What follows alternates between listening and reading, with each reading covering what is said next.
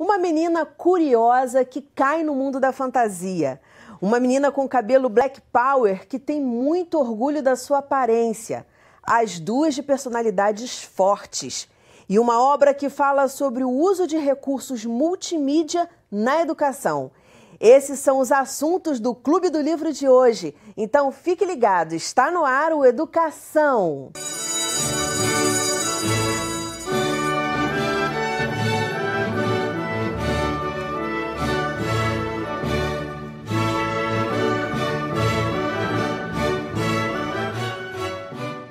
Meus convidados são o doutorando em educação Guilherme Pereira Stribel, a atriz e contadora de histórias Paulinha Cavalcante e o professor de física do Colégio de A a Z Vinícius de Paula Silveira. Muito bem-vindos ao programa. Guilherme, a história da Alice, as histórias da Alice inspiram tanto adultos quanto crianças. E aí eu queria que você falasse assim, a sua interpretação para os dois lados, assim, muito rapidamente, óbvio que é uma obra super complexa. São obras muito complexas. Como você disse, eu trouxe o livro da Alice, que inclusive nessa versão é apresentado como Alice, porque sintetiza as duas obras numa mesma impressão. É um livro que já foi reimpresso diversas vezes, tanto no Brasil quanto no exterior. Que é Através do Espelho e No País das Maravilhas. Isso, o primeiro No País das Maravilhas e a continuação Alice Através do Espelho. Sim. E é um livro que foi escrito originalmente para crianças. A história do livro, né, a história do livro mesmo, da produção do livro, ele começou a ser pensado num passeio no Rio Thames, em Londres, com uma história oral que foi transformada em escrita, em um livro, para presentear a Alice que inspirou a história. E, posteriormente, dado o sucesso, o autor escreveu a continuação e a gente chegou na versão que a gente tem hoje, não só do livro em si, mas também de todas as outras manifestações que o conto ganhou nas suas recontagens de outras diversas formas, que às vezes a gente conhece mais do que até a própria história original. Sim, sim. Por que te marcou? Por que você resolveu trazer esse livro hoje para a gente discutir as mensagens dele e inspirar o pessoal? Porque é um livro que eu conheci, na verdade é uma história que eu conheci antes de conhecer o livro, né? Como muitas pessoas eu conheci essa história através da Disney, que é uma recontagem, a história que a Disney conta é uma adaptação dos dois livros. Isso é frequente, há vários tipos de adaptações das histórias da Alice. E é um livro que me serviu na infância, né, como divertimento, mas durante a minha vida acadêmica, e depois, né, durante a minha formação, em alguns momentos eu parei para ler, conheci a história, e algumas citações foram aparecendo, fazendo relações com algumas pesquisas que eu tinha participado, e eu tenho colegas que trabalham de educação infantil nos anos finais da educação básica, e recorrentemente o livro é útil, é trazido para a sala de aula. Então, eu acho que é uma boa discussão. Ele fomenta discussões tanto para a educação infantil, para as crianças menores, quanto para adultos, para a formação de professores. Paulinha, eu sei que você trabalha uma questão muito cultural, né? Sim, você tem esse compromisso. Sim. Você já trabalhou, Alice, ou não? Não, realmente não faz parte aí do seu leque como contadora de histórias, eu ainda não trabalhei com esse livro. Eu só como espectadora, né, que eu assisti o espetáculo, né, Alice Através do Espelho, do Grupo Armazém, e que é realmente encantador. Armazém Companhia do Teatro? Isso, maravilhoso. Então, assim, mais como público, né? Mas eu, como contadora, ainda não tive, porque é um grande desafio, né, Dani? Imagino. É bem complexo, como você falou, enfim, são várias histórias, né? Então, realmente, é um desafio aí que você me lançou, hein? Olha aí, tá lançado o desafio. As mensagens, o que mexeu mais com o Guilherme? Eu acho que uma das coisas principais que o livro traz é a possibilidade de olhar aquilo que está sendo apresentado naturalizado de outras formas. Porque quando a Alice, no caso do Alice no País das Maravilhas, isso é bem forte, né? Quando ela se depara com algo que ela acha que estava dado, que era daquela forma, o mundo onde ela está naquele momento é outro e as coisas funcionam de outra forma. Os personagens fofinhos nem sempre são. Nem sempre são aqueles. Das vezes. Não reagem da forma como ela esperava. E isso traz pra gente uma reflexão de não considerar as coisas, né, como dadas, mas sempre ter um senso mais crítico, né? Ter uma reflexão sobre as situações. E aí traz o mundo no que ele é mesmo, né? Um grande mistério, uma descoberta, sempre a questão da crítica e da investigação acima de tudo. E a gente está falando de audiovisual, o seu livro é um livro que fala a respeito disso, é um e-book? Sim, na verdade é um livro escrito por um doutor em psicologia, o Richard Maia. Ele é da Universidade da Califórnia e o material dele está todo em inglês. No Brasil, a gente tem uma dificuldade enorme de ter acesso a esse material, o que tem dificultado muito até a divulgação de conceitos importantíssimos que a gente podia estar aproveitando muito mais no ramo da educação. Conceitos fantásticos que podem modificar completamente uma aula e os níveis de aprendizagem que a gente pode obter em sala de aula. E a gente tem uma dificuldade enorme de encontrar esse livro no Brasil. Eu, por exemplo, já procurei muito e não consigo. Qual o nome do livro? É Multimedia Learning, Aprendizagem Multimídia, que é o livro mais famoso dele. E eu tenho o e-book dele, que eu comprei na internet. Mas tem em português o e-book? Não, esse traduzido. É o problema. Não, ele não tem traduzido. O que tem, imagino, dificultado ainda mais o acesso a essa informação. Porque acredito que é simples barreira da língua. Eu, por exemplo, não sou fluente em inglês, mas eu tenho tanto interesse na área que eu já perdi a maior parte do meu tempo tentando traduzir, buscando com amigos, buscando com tradutores. Perdeu não, você ganhou, né? Exato. E é interessante aqui o Clube do Livro trazer a gente falar de uma mensagem, despertar isso de repente em você que está em casa. Poxa, eu vou ler um livro em inglês. Porque como a gente aprende? Você deve ter aprendido muito lendo o livro. A ponto de mudar a minha forma de trabalhar, de dar aula, com certeza. E aprender a língua também. Sim. Você deve ter aprendido muito inglês, porque a gente, para praticar isso, eu ouvi música, né, ler livros. E você ele fala, esse livro, da importância do audiovisual na educação. Sim. Que o audiovisual pode ser maravilhoso, mas pode também ser um erro se a pessoa não souber aplicar. Sim. Mas antes da gente chegar lá, como a gente está falando da Alice está em livro, óbvio, está no audiovisual, você acabou de falar agora. A Alice, por exemplo, dentro do que você leu aí a respeito do uso do audiovisual, seria um material bacana para trabalhar em sala de aula? O que poderia ser trabalhado? Para que faixa etária? O que você diria aí? Bom, eu imagino que, como o Guilherme falou, que a própria Disney fez uma releitura. Eu não sei até que ponto ela é fiel ou não, né, às questões relevantes do livro. Imagino que você possa me dar esses detalhes.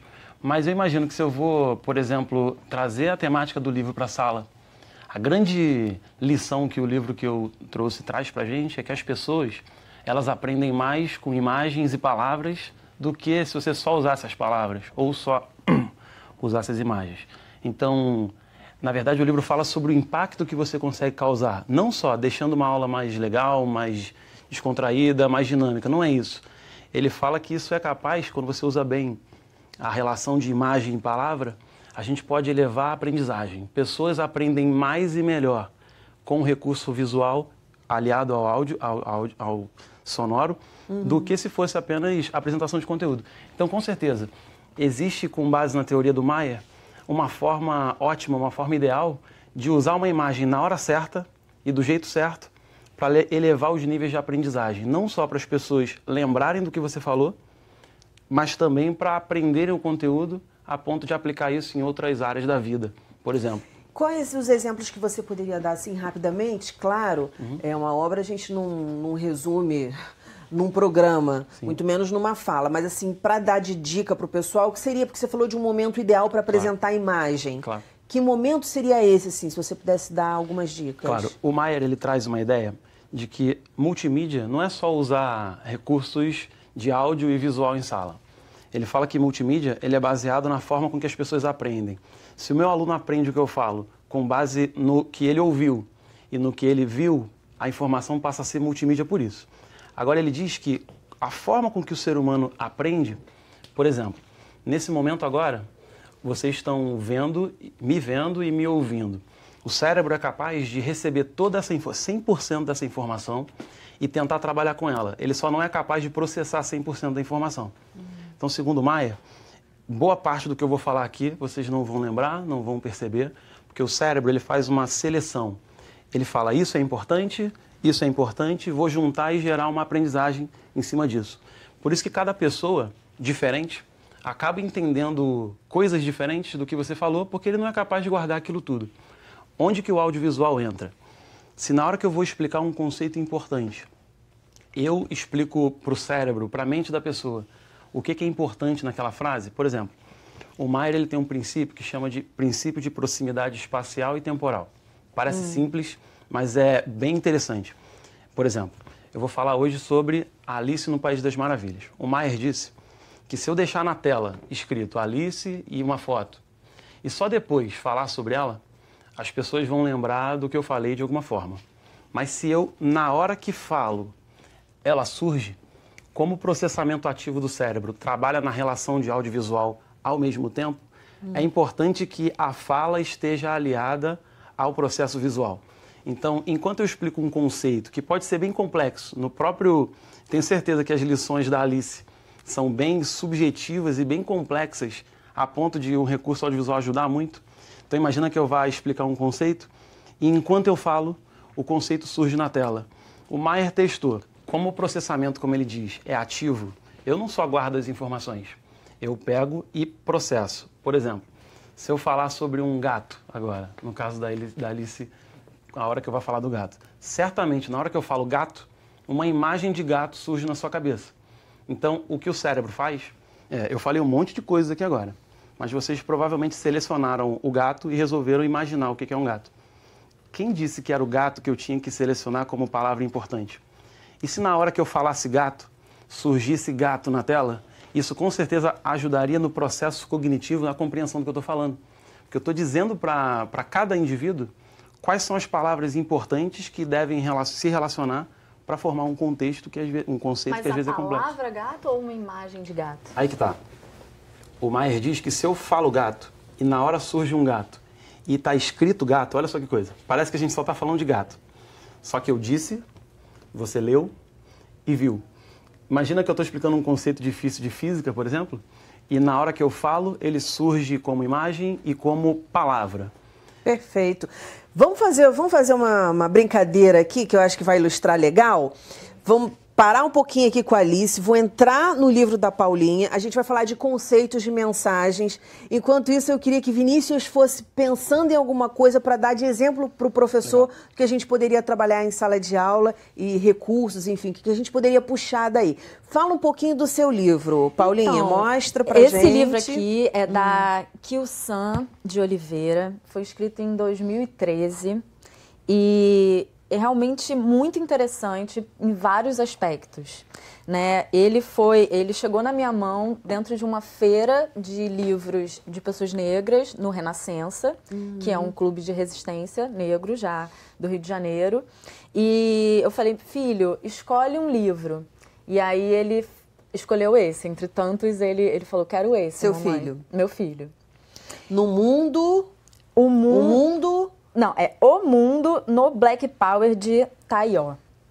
Quer dizer, é um mundo inteiro dentro desse Black Power, né? Então a história é que ela consegue imaginar... Eu tô vendo a silhueta ali dela. Ela consegue imaginar tudo que é possível e impossível e que mora dentro do cabelo dela, né? Então é um enaltecimento da beleza negra. Né? Então tem que ser muito trabalhado. Isso, né? E é lindo. Mostra. Ele é lindo. Assim, cada pedacinho dele é emocionante. Então... Conta a história um pouquinho. Ela já é uma menina empoderada? Ou ela vai, né, se empoderando ao longo da história? Não, é muito interessante porque até assim, a própria autora, ela tem vários livros, né? E essa personagem é uma personagem que já chega empoderada. Né? Ela já chega com a consciência dela e ela consegue justamente lidar com as contradições que ela encontra na escola, né? No mundo, né, racista em volta dela. Ela encontra essas contradições e ela tem muita clareza, né, de como que ela vai lidar com isso, né? Muita tranquilidade. E isso é muito lindo do livro também. Né? Porque ela já coloca um exemplo. Como exemplo, exatamente. Perfeito. E que a gente também aprende também pelo afeto. né? Então, se a gente sente afeto por um livro, a gente se sente representado por ele, a gente também consegue passar essa história adiante na nossa vida, né? Sim, então, nas nossas posturas, no nosso modo de pensar, de lidar com o outro. Exatamente. Super importante. Mostra um pouquinho, mostra mais o livro por dentro. Vai explicando aí pra gente. Cada página do livro é simplesmente maravilhoso. Super colorido. Super colorido, isso é muito bacana, cuidadoso. Não é, Vinícius? Cor. A ilustração é mais... da Thaisa Borges, né? E é muito especial também essa ilustração que ela faz. É bem detalhista, né? Tem imagens, assim, muito lindas. Ela fala que tudo cabe no cabelo dela. Explica um pouquinho. Isso, exatamente. Ela vai dizendo sobre o cabelo, mas não só o cabelo. Ai, obrigada, que esse papelzinho é minha cola. Só do cabelo, não. Ela fala também do nariz, que o nariz parece uma pepita de ouro. Né? Aqui, ó, o nariz dela é uma pepita de ouro, né? Então, ela vai falando de todas as características dela de uma forma muito, muito linda, muito amorosa, muito delicada. E vai trazendo essas reflexões que são... Que ilustração, não menina. É? Maravilhosa. Tô babando aqui. As crianças ficam encantadas e revela mesmo essa beleza que, às vezes, a própria pessoa negra esquece o quanto ela é linda. Né? E isso precisa ser colocado dentro das escolas, na vida cotidiana, nas famílias também. Essa lembrança, né, da diversidade que a beleza tem, né? A beleza é muito diversa. A beleza é diversidade. Exatamente. Não tem né? jeito. Senão, ela como é que você destaca? Porque a beleza é destacar. Como é que você destaca alguma coisa no igual? Exatamente. E a beleza, ela é um cerne de questionamentos filosóficos, né? Então, ela não tem exatamente um certo e um errado, né? Mesmo na filosofia, ninguém consegue dizer o que é a beleza, né? Ela é objeto de estudo, né? De eterna reflexão. Mas vamos falar aqui, o que é a beleza, Guilherme? Eu concordo que é uma questão que chega a ser filosófica, né?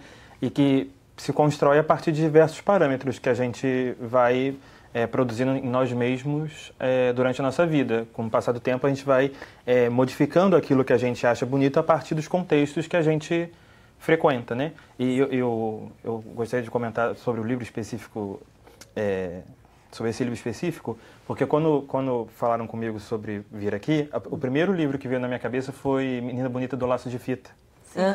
Que é um livro que tem uma temática parecida, né? Que é uma menina negra também, que tem trancinhas no cabelo e um coelho branco, né? Que acha ela linda, que acha a cor dela linda, né? E que ele quer ter filhos daquela cor, ele quer saber como é que acontece. Aí vai mostrando a família dela, né? E como que é importante ter essas coisas na sala de aula, porque muitas vezes o que chega na sala de aula, a referência de beleza é só uma. Sim. Né? Exato, com certeza.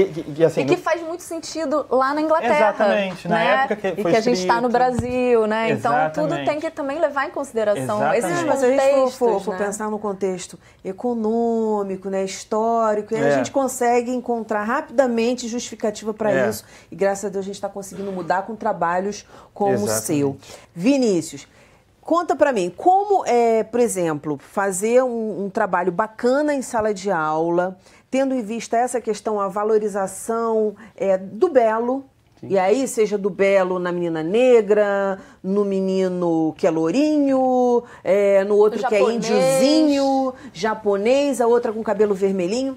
Como você daria uma aula usando o audiovisual, para dar de exemplo de atividade para os professores nesse contexto? Claro. Eu fico imaginando como que o recurso audiovisual é até fundamental num momento desse, com imagens tão incríveis e imagens que se complementam tanto com o texto.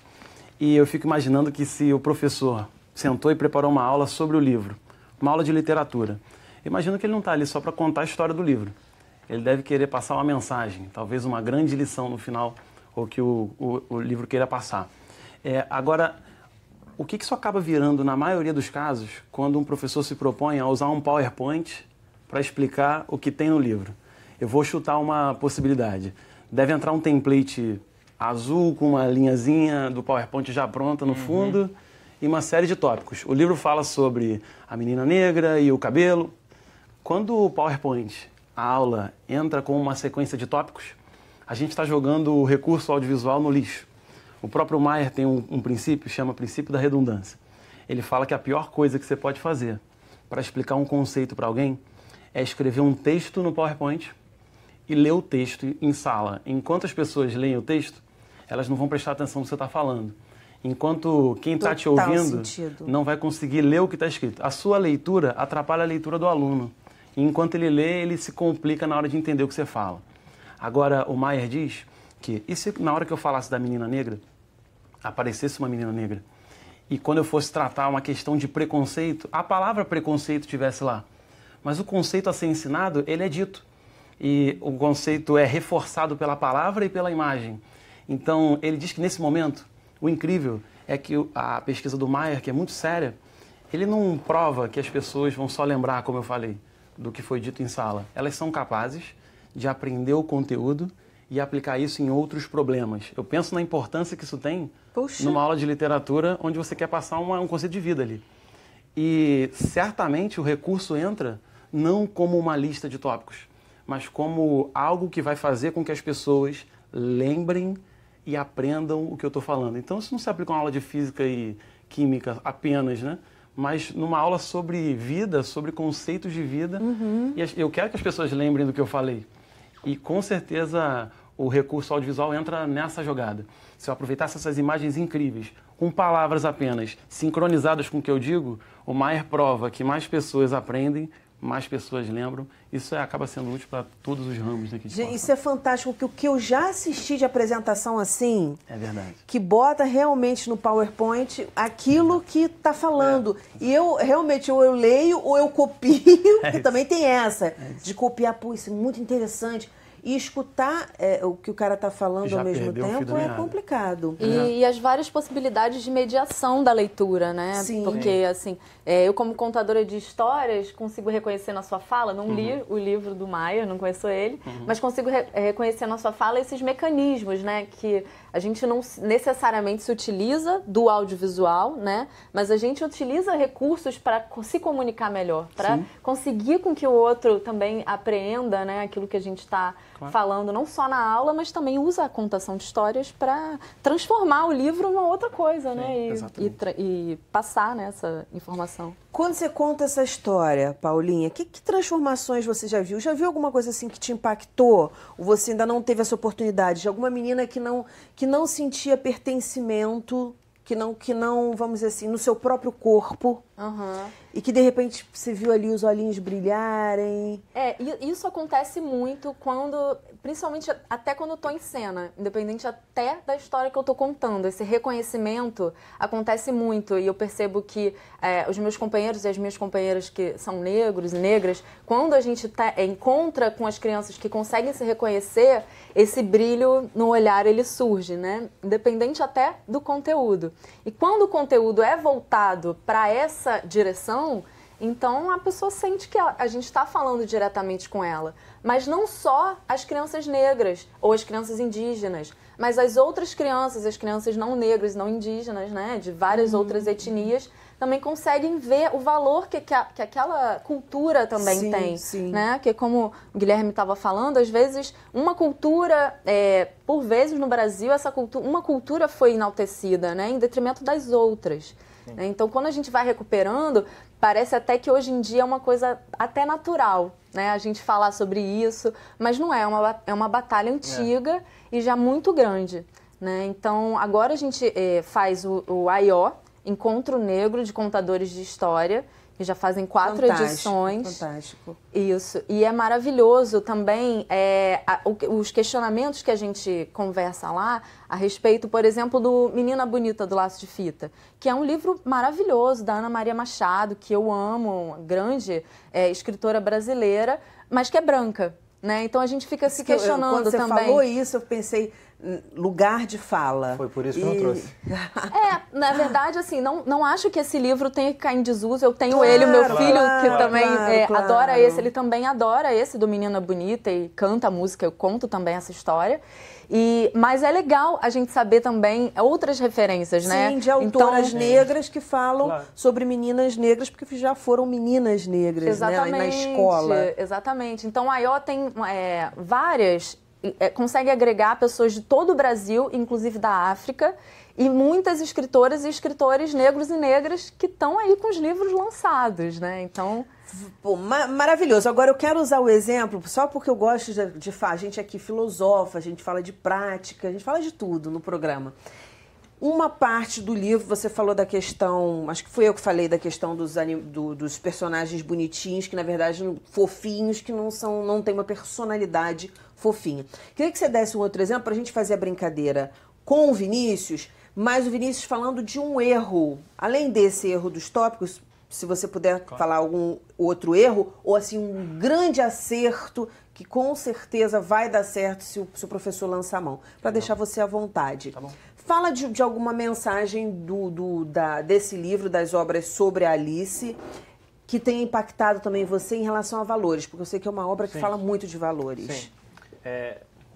Quando ele estava falando, logo no começo do livro, a Alice fala que ela estava irmando uma ribanceira, né, lendo, só que ela não estava com interesse em ler, porque era um livro sem figuras e sem diálogos. Aí ele estava falando ali, aí eu lembrei logo do comecinho do livro, que a Alice fala exatamente isso. Que ela não tinha interesse naquilo, por quê? Porque não era uma coisa escrita para ser interessante. E é isso, né? O livro traz o tempo todo esses questionamentos, por exemplo, logo começa o livro com essa frase. Eu que sou professor, eu penso na minha prática pedagógica, né? O que eu estou fazendo na sala de aula, que às vezes, né? Porque às vezes a gente chega na sala de aula e faz exatamente isso. Como ele falou, eu vou usar um PowerPoint, né? Vou usar um slide. Sim. Aí faz o que eu faria no slide com um quadro negro, por exemplo. Sim, o que você passaria no quadro, você transporta para o slide. E que às vezes isso não quer dizer que a tecnologia... a mão e não adianta Exatamente. nada. Não é tecnologia, não é aproveitar a tecnologia. Gente, eu vou falar uma coisa para vocês. Você me desculpa te interromper, mas a gente está com 2 minutos para o final do programa.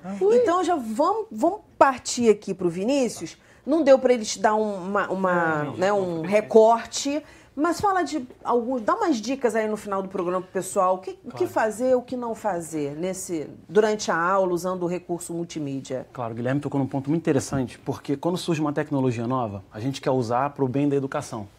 Mas o mal é que a gente tenta pegar a velha aula e jogar ela dentro da tecnologia, o que é jogar o quadro para dentro do PowerPoint. Aí tá errado. Agora, quando uma coisa complementa a outra, o que o aluno tem que anotar? Eu coloco no quadro para ele copiar. Mas o que ele tem que aprender é durante a explicação e o complemento da imagem e da palavra que surge ali. Só que eu queria, então, levantar uma questão da gente tentar pensar o PowerPoint, o próprio slide simples, de uma maneira diferente. Por exemplo, imagina que eu vou contar uma história e na hora que eu vou contar a história eu faço uma pausa e entra uma música. Isso eu controlo no meu passador de slide. E a tela está preta, toda escura. Agora, na hora que eu vou começar a falar, eu coloco uma bola branca simplesmente entrando. O efeito mais simples de entrada do PowerPoint, uma bola branca. Enquanto a bola branca vai entrando, eu vou caminhando com ela sobre mim. Eu tenho um holofote ali sobre mim naquele momento. Imagino que eu estou dando aula para uma turma de 6º ano. Tá todo mundo zoneando, eu apago a luz, boto uma música e entro com um holofote em cima de mim, que é uma bola branca no PowerPoint. Caraca. Se eu começar a contar a história, eles não vão prestar atenção no que eu estou falando? Com certeza. A gente subestima tanto nossos recursos, né? E às vezes, não, eu não consigo fazer um efeito desse. Consegue, é simples. É só a gente tentar pensar um pouquinho fora do comum, né? Usando mais as imagens, mais do que simplesmente tópicos num quadro jogado para o PowerPoint. É tudo criatividade, Perfeito. né? Exato. No fundo é criatividade. Não, né? tô encantada, gente. Que bacana, Clube do Livro bacana. Obrigada pelos livros que vocês trouxeram, pelo papo. Voltem sempre. Obrigada pelas dicas. Sucesso no trabalho. O nosso programa fica por aqui, mas na segunda-feira que vem tem muito mais às 9h da noite. Educação, se você não se envolver, não rola. Dias felizes, paz do eu e até lá.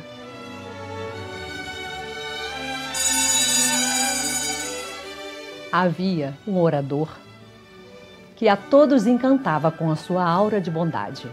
Certo dia, enquanto fazia uma palestra sobre o valor do perdão, viu que invadiram a sua sala homens carregando móveis e viu atrás desses homens a sua esposa e seus 2 filhos carregando malas. O que significa isso? Qual a razão dessa loucura? E a sua esposa o explicou. É que aqui você é tão generoso e calmo, e em casa você é tão exigente e grosseiro. Gostaria muito que nossos filhos pudessem usufruir das suas qualidades. E por isso, estamos nos mudando para cá.